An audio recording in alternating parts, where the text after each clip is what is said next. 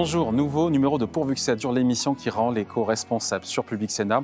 Aujourd'hui, on vous parle des éoliennes, un sujet électrique puisque les Français en ont une bonne image, mais pour autant n'en veulent pas à côté de chez eux. Alors pourquoi la France est-elle en retard? Les éoliennes en mer sont-elles une solution d'avenir? On posera la question aux responsables de l'Observatoire des énergies renouvelables. On parlera également du recyclage des pales, un vrai casse-tête pour l'environnement. Heureusement, des innovations émergent, vous verrez. Enfin, l'énergie éolienne est-elle vraiment compétitive? Réponse avec Xavier Barbaro, le PDG de Neoen, premier producteur indépendant français d'énergie 100% renouvelable. Mais d'abord, voici un état des lieux des éoliennes en France. C'est parti. Les éoliennes, comment tout a commencé? En 1996, EDF achetait à un prix au-dessus du marché et le consommateur payait la contribution au service public de l'électricité, la CSPE, prélevée sur sa facture. Aujourd'hui, le système fonctionne avec des appels d'offres. Mais est-ce qu'on peut installer des éoliennes partout? Pour des raisons de sécurité, la moitié du territoire leur est interdit, les zones militaires ou celles couvertes par des radars. Impossible aussi d'installer une éolienne à moins de 500 mètres d'une habitation. Que représente l'éolien en France? On compte plus de 15 000 parcs. 27% se situent dans la région Hauts-de-France et 22% dans le Grand Est. La part de l'éolien dans notre consommation d'électricité est de 8%. Le marché pèse 5,8 milliards et génère plus de 15 000 emplois directs. Mais au fait, quelle est la puissance d'une éolienne? Une éolienne produit le maximum de ses capacités, 25% du temps pour le terrestre et 50% pour le offshore. Une éolienne a une puissance qui peut aller jusqu'à 4,5 MW sur Terre et en mer jusqu'à 10 MW. Et la suite, c'est quoi? Les objectifs sont ambitieux. En 2023, la puissance en éolien terrestre devra atteindre 24 gigawatts et en 2028, autour de 34 gigawatts. Concernant l'éolien en mer, Emmanuel Macron a prévu 50 parcs offshore d'ici 2050. La France est-elle un bon ou un mauvais élève en matière d'énergie éolienne? Réponse avec Frédéric Thuillet. Bonjour. Bonjour. Alors, vous êtes responsable des études à l'Observatoire des énergies renouvelables. Est-ce que nous, en France, on est en retard ou pas sur le développement de notre parc d'énergie éolienne terrestre? Je précise terrestre, à la fois par rapport aux objectifs qu'on s'est fixés et même par rapport à certains de nos voisins qui sont peut-être plus en pointe que nous. Alors, effectivement, du point de vue des objectifs que l'on s'est fixés, la France est en retard. Hein, actuellement, nous avons un petit peu moins de 19 gigawatts donc d'éoliennes, de puissance éolienne installée. Et Soit 19 réacteurs nucléaires à peu près, c'est ça, hein? voilà, En à gros. peu près, Ouais. voilà. Et on avance sur un rythme d'environ 1 gigawatt par an.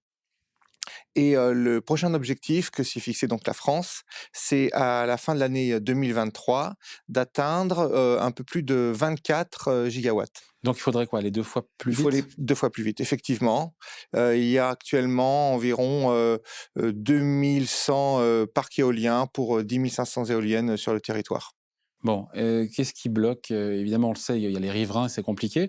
Déjà aussi, il y a ce qu'on appelle la lenteur administrative. Mmh. Ça prend plus de temps en France de sortir une éolienne Oui. qu'ailleurs. Oui, oui, alors Il y a de effectivement, bonnes raisons, j'imagine aussi, hein? il y a des raisons parce que, alors effectivement la France, enfin les développeurs en France mettent souvent, ce point en avant. C'est vraiment la lenteur, des services de l'État de traiter, les demandes. Donc obtenir le permis de construire et ensuite le raccordement. En France, ça prend, 6-7, parfois plus, 7 ans. Alors qu'en Allemagne, qui est un petit peu le pays référence, c'est 2 fois moins, long. Mmh. Donc c'est vraiment là-dessus, sur une fluidification des procédures administratives que portent surtout, les desiderata des professionnels. Après, il y a les Et riverains aussi qui n'en veulent pas globalement. Je veux dire, on peut pas, lutter contre. les enquêtes donc qui sont faites dans les enquêtes d'opinion, mettent souvent en avant le fait que, là où il y a des éoliennes, elles sont d'autant plus acceptées par les citoyens parce qu'ils voient que leurs craintes, leur desiderata autour de l'intégration des éoliennes dans leur environnement est pris en compte. Et que, à contrario, il y a plus de craintes là où on annonce des éoliennes parce Mmh. que finalement ils Là où connaissent elles pas la sont subies. réalité. Là, il y Voilà. a pas de concertation, c'est ça, hein? Il Alors la concertation, en France, il faut tout de même signaler que les sites éoliens sont soumis à des contraintes autour du développement du projet et ensuite donc de la réalisation des chantiers, à des contraintes assez stricte et sérieuse, hein. Par exemple, tous les sites éoliens en France sont classés ICPE, donc installation classée pour la protection de l'environnement. Donc au niveau de l'impact, sur, le paysage, impact, vis-à-vis des riverains, impact sur l'environnement, des mesures sont faites, notamment sur le bruit. Et si, les seuils minimums ne sont pas respectés, à ce moment-là, le projet ne se fait pas. Mais la contrainte réglementaire est vraiment sérieuse sur l'éolien. Puisqu'on parle des oiseaux, les lignes électriques font plus de mal aux oiseaux que les éoliennes. C'est ce Oui, qu'a dit d'ailleurs la Ligue pour la oui, tout à protection fait. des oiseaux. Oui, oui, tout à fait. Il y a des idées reçues qu'on peut avoir sur le sujet quand même, hein. Alors, c'est vrai qu'on a souvent parlé de l'impact sur, les oiseaux des éoliennes et justement la Ligue pour la protection des oiseaux donne un ratio d'environ 6 à 7 oiseaux tués par an par une éolienne, donc l'éolien terrestre. Alors bon, on peut toujours considérer bien sûr que, c'est 6 ou 7 oiseaux de trop, mais, il y a d'autres, disons, actions de l'homme qui sont, plus néfastes, hein, comme par exemple, les pesticides dans l'agriculture ou le fait d'artificialiser des terres qui détruit le milieu naturel où vivent les oiseaux, qui a un impact plus important. Alors on parle des éoliennes terrestres, après il y a aussi les éoliennes offshore en mer. Une première éolienne a vu le jour en France au large de Saint-Nazaire. Est-ce que l'avenir des éoliennes est plutôt en mer plus que sur terre? L'avenir, Même il si les est pêcheurs vous aussi diront en que non, hein. mer, ouais. L'avenir, il est aussi en mer et Pas plus.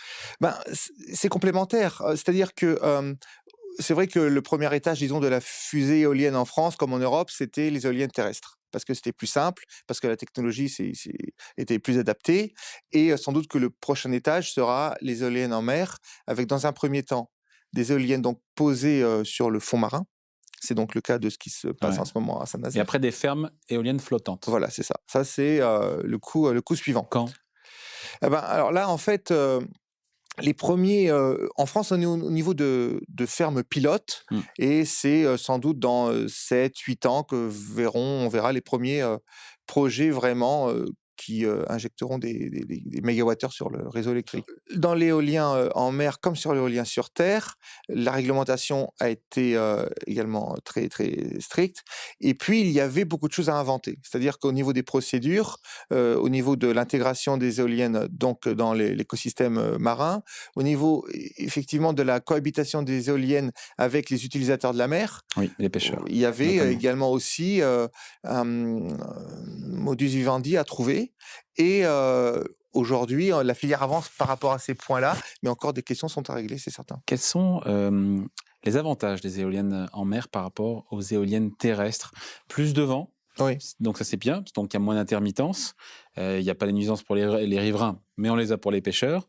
Mais peut-être c'est plus cher à installer, non? Oui, oui, le coût est plus cher à l'installation, mais du fait que le gisement éolien est bien meilleur, il est moins perturbé. Il n'y a pas de bâtiment, il n'y a pas de structure pour, le couper.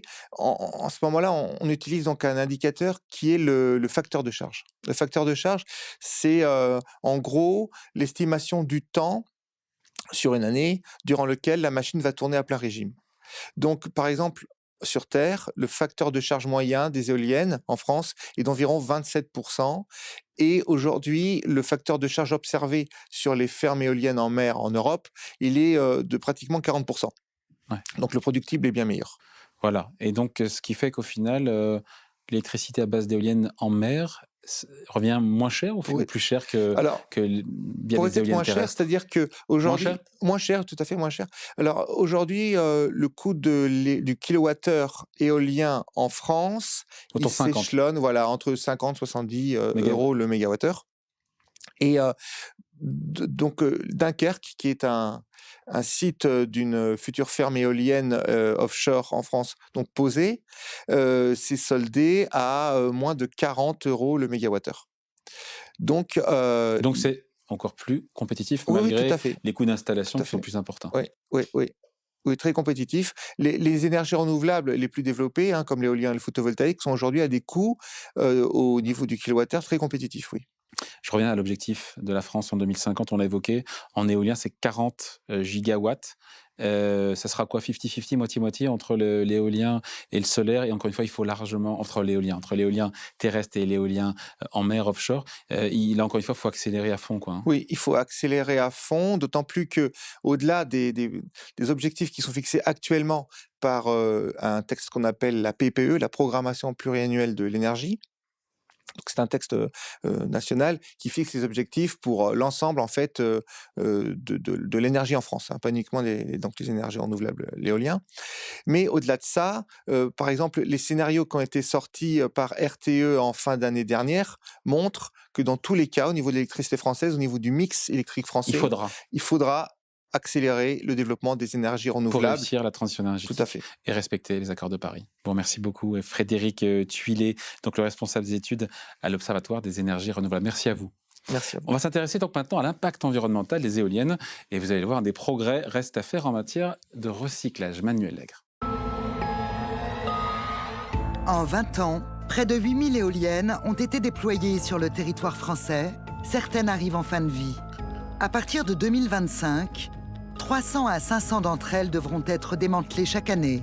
Et ces chiffres ne vont qu'augmenter. Certaines pièces de ces éoliennes ne sont pas recyclables et les déchets risquent de s'accumuler sur notre planète.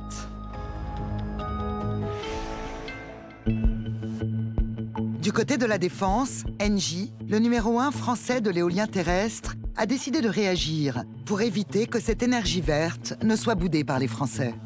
Nous sommes arrivés à un point où il est devenu évident que l'éolien représentera un pilier de la transition énergétique.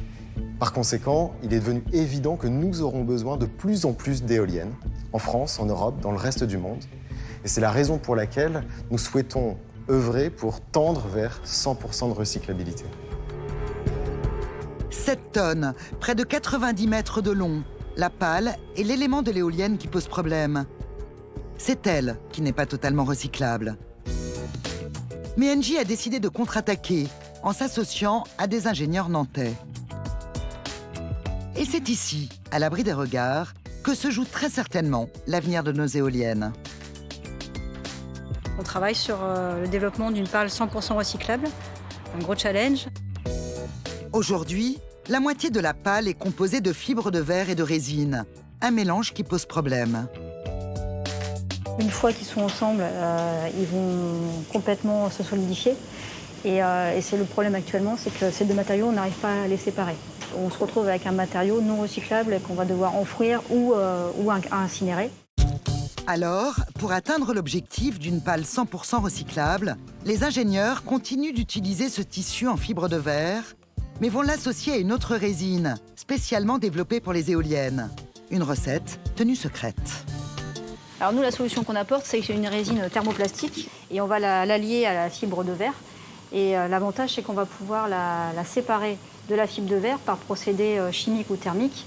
Et que cette résine-là, on va pouvoir la réutiliser pour refaire une pale parce qu'elle va conserver ses propriétés mécaniques, même après la séparation avec le tissu de fibre de verre. Des pales d'éoliennes recyclables à l'infini, et ce n'est pas tout. Ou alors, on fera des trajectoires théoriques. Ces pales ne seraient pas uniquement écolos lors de leur démantèlement, mais dès leur conception, et ce, grâce à des robots. L'intérêt, je dirais, c'est d'automatiser donc le procédé, donc d'utiliser les matériaux recyclables et de les mettre en œuvre pour limiter les chutes. Donc le robot nous permet effectivement de dérouler la quantité de matière qui suffit par rapport à la largeur de la pale. Aujourd'hui, si on veut réaliser donc des productions grande cadence, ça nécessite effectivement d'optimiser ces matériaux et c'est une des bonnes façons effectivement pour réaliser donc des pales de manière durable en limitant la consommation des ressources. C'est vrai pour les tissus, mais c'est vrai aussi pour les résines. Ouais, t'es bien la découpe là. Mieux. Après un an de recherche et 18 millions d'euros sur la table, la première pale de 62 mètres, 100% recyclable, a vu le jour. Jusqu'à la fin de l'année, elle va subir une batterie de tests. Et si elle répond parfaitement au cahier des charges, 1500 pales comme celle-ci sortiront chaque année des usines dès 2024. Mais pour Alexandre Roche, délégué général du syndicat des énergies renouvelables, si les industriels s'acharnent à réaliser des éoliennes recyclables, ce n'est pas uniquement par conviction. Dans la réglementation, aujourd'hui, il y a une obligation de recycler 90% de la masse d'une éolienne. Ça, c'est une obligation qui va débuter au 1er juillet prochain. Et au 1er juillet 2024, ce sera 95% de la masse d'une éolienne qui devra être recyclée.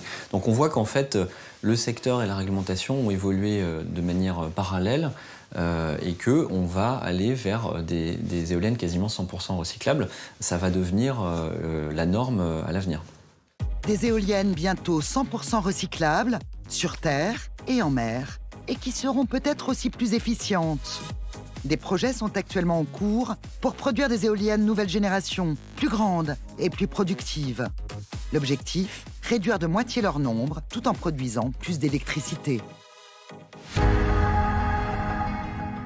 Allez, on continue à parler des éoliennes en France avec un acteur majeur chez nous ici, c'est Xavier Barbaro pour Neoen. Bonjour. Bonjour David. Un petit check, installez-vous. Vous êtes le PDG de Neoen.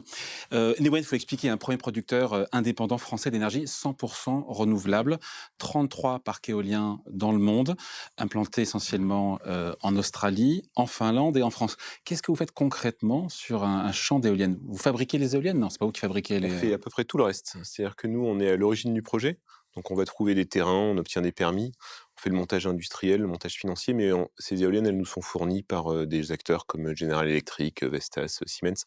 Donc on les fait construire et ensuite on les exploite. Voilà. Et les mâts et les pales qu'on voit, tout ça est produit en France d'ailleurs? Alors, plutôt en Europe, il y a des composants français, il y a surtout des travaux d'ailleurs qui sont faits évidemment par des entreprises locales. Mais globalement, c'est pas français. C'est une industrie européenne, mais qui est assez peu française. Pour la partie visible. Après, à nouveau, que ce soit l'ingénierie ou la construction, là, c'est très français. Bon. Et à qui elle est revendue d'ailleurs après cette énergie? Elle est vendue à des entreprises, des particuliers? Pour l'instant, en France, elle est mise dans le pot commun avec EDF qui agit comme chambre de compensation. C'est-à-dire que nous, on envoie des factures à EDF et ensuite EDF envoie ses électrons dans le réseau. Et aujourd'hui, cette électricité qui est dans le pot commun, elle est assez compétitive et donc...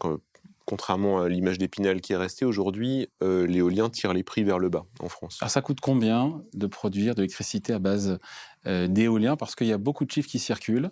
Il y a la question de l'intermittence. La permittence, le fait qu'une éolienne ne tourne pas toute la journée, mais elle tourne quoi, 25-30% du temps? En fait, elle tourne à peu près tout le temps, mais rarement à pleine puissance. Donc c'est-à-dire quand on veut résumer ça, on dit qu'une éolienne, elle va tourner 20 ou 25% du temps. Donc c'est pas faux.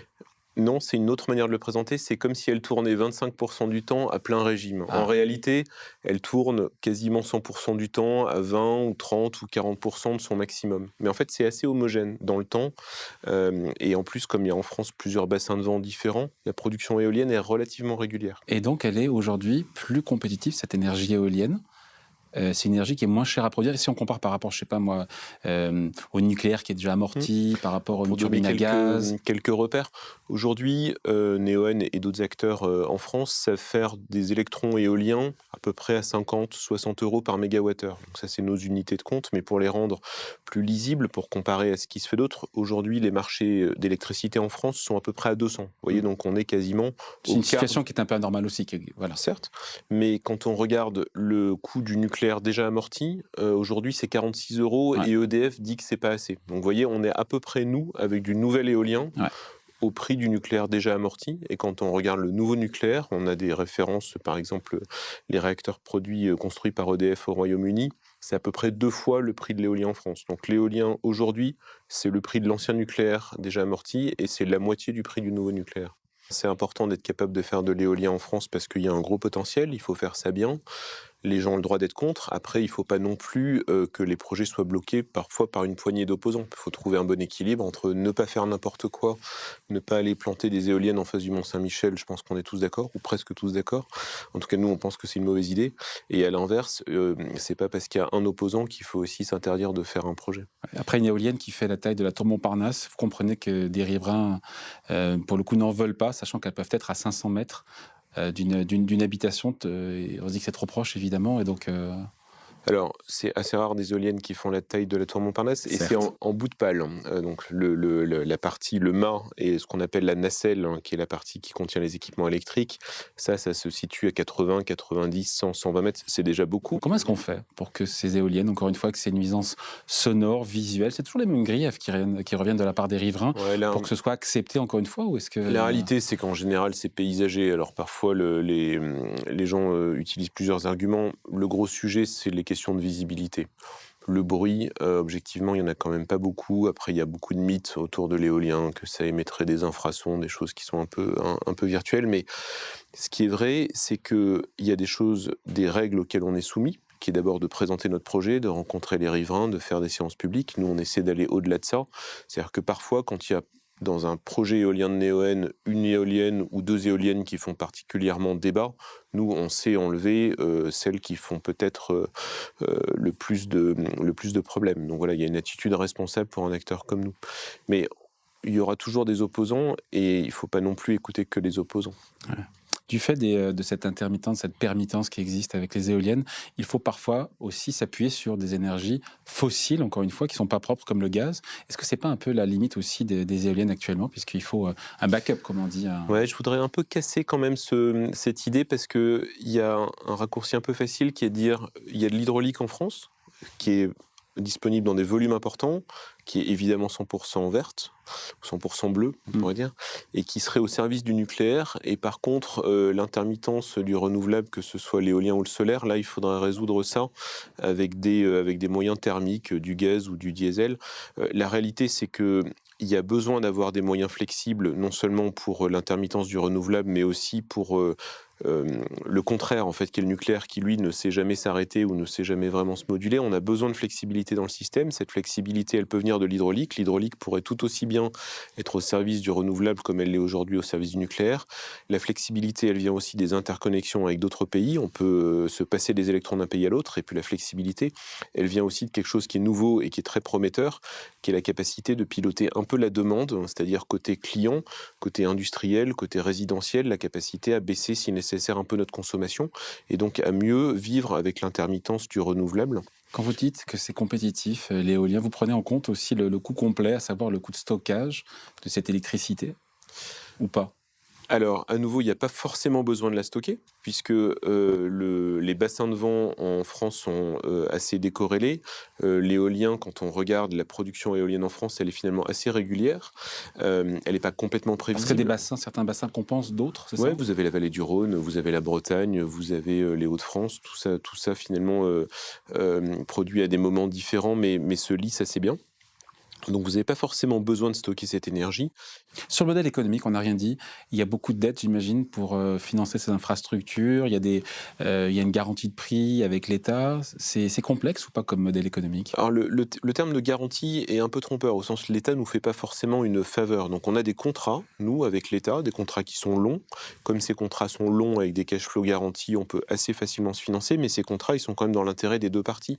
C'est-à-dire que nous, on vend de l'électricité de manière assez prévisible, et c'est très bien pour notre capacité à nous financer, mais symétriquement, l'État sait qu'il va pouvoir acheter de l'électricité, je vous le disais, à 60 € par mégawattheure pendant 15 ans. C'est de la bonne électricité, verte et pas chère. C'est une pépite française, Neoen, on finit là-dessus, mais il se trouve qu'il y a beaucoup de géants de l'énergie qui lorgnent sur vous avec gourmandise. On pense évidemment à Total Energy, mais pas que.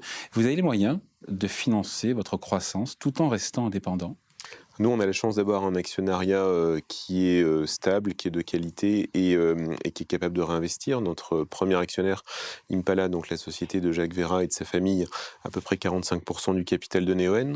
On a une société aussi qui a comme actionnaire BPI France, le FSP, donc des assureurs français. Donc la question ne se pose pas à court terme. Société qui est cotée. On a levé, je ne vais pas dire facilement. Mais on n'insulte pas l'avenir. Mais on a levé 600 millions d'euros sur les marchés en 2021. La demande était vraiment là pour participer à la croissance de Neoen. Merci Xavier Barbaro. Merci David. Eh bien, figurez-vous que les éoliennes ne poussent pas seulement dans les champs, mais aussi sur le toit des immeubles dans nos villes.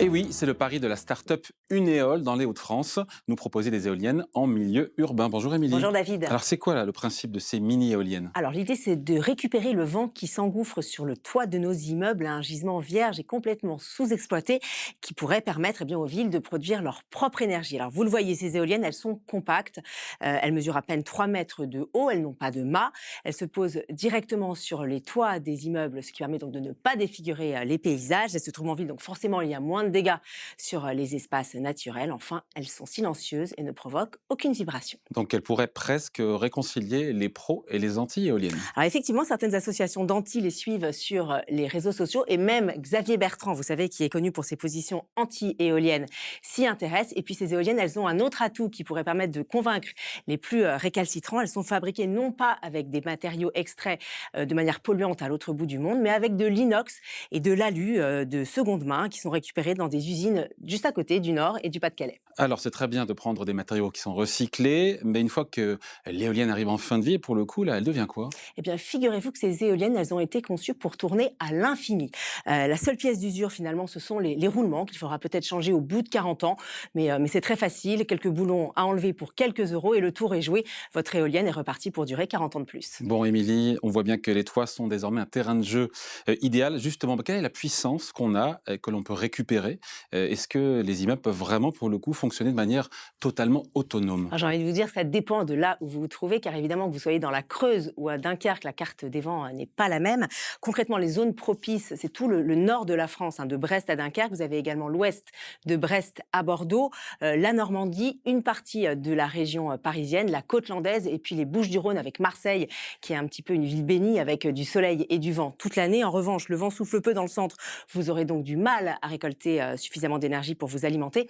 Puis pour répondre à votre question, David, sur la puissance, c'est vrai que c'est un petit peu difficile de faire une généralité.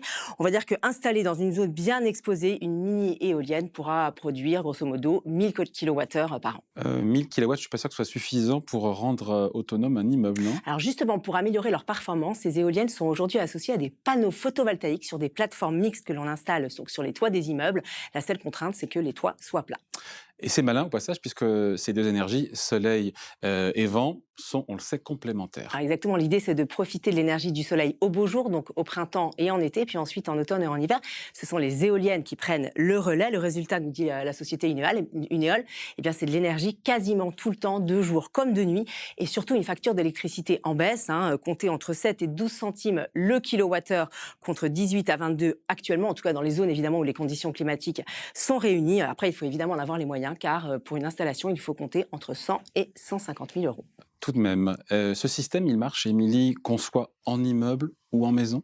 Alors, la société se consacre aujourd'hui aux immeubles, mais ces éoliennes, elles pourraient s'intégrer dans des zones pavillonnaires en construction, d'autant que dans quelques années, la réglementation imposera aux maisons neuves de produire l'énergie qu'elles consomment. Donc, vous voyez, ces mini-éoliennes auront sans doute un rôle à jouer dans un futur proche. Elle aussi. Merci, Émilie. Merci, David. Allez, pourvu que ça dure, l'émission qui rend l'éco-responsable, c'est fini pour aujourd'hui. Émission à voir ou revoir sur Public Sénat ou en replay sur publicsena.fr. Rendez-vous dans 2 semaines pour un nouveau numéro.